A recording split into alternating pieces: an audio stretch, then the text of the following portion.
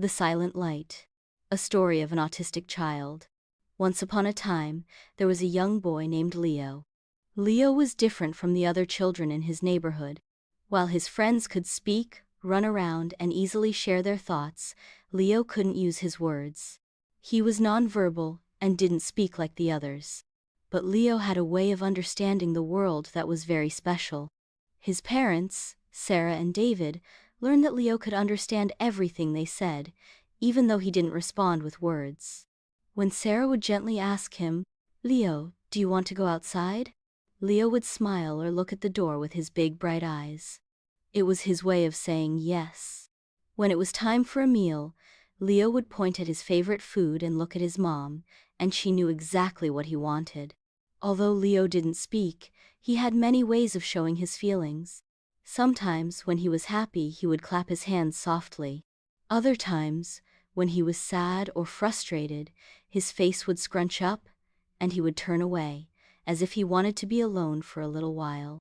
His parents learned to recognize these quiet signals, and they always knew just how to comfort him. One sunny afternoon, Leo's class had a special activity in the park. His teacher, Mrs. Carter, gave simple instructions saying, "It's time for a game. Who wants to play?"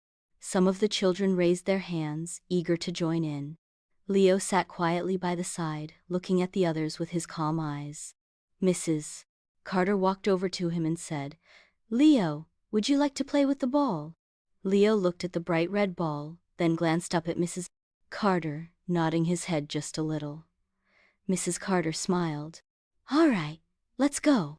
Leo moved slowly but steadily, following her to where the other kids were playing. He didn't speak, but as the ball was rolled towards him, Leo's eyes lit up, and for the first time, he gave a small giggle. It wasn't a loud laugh, but it was enough to show how happy he felt in that moment. Leo kicked the ball gently, sending it rolling toward a friend, and a little cheer erupted from the group. Although Leo didn't say anything, everyone could see the joy in his face. It was a small but powerful momentone that showed how much Leo understood, even without words. He wasn't like the other children in some ways, but in his own way, he was just as connected to the world around him. At the end of the day, Leo's parents picked him up, and when they asked how his day had been, he smiled gently. That smile, so soft and genuine, spoke volumes. It was his way of saying, "I had a great day." Leo may have been nonverbal, but his heart was full of emotions, and his actions were louder than any words could be. His story reminded everyone that even the quietest voices have something powerful to say. Moral of the story: sometimes, we don't need words to communicate. Love, joy, and understanding can be shown in the smallest gestures and the quietest moments. This story highlights how a nonverbal child can still experience joy, communicate through actions, and form connections with the world around them, even when words are not a part of the equation.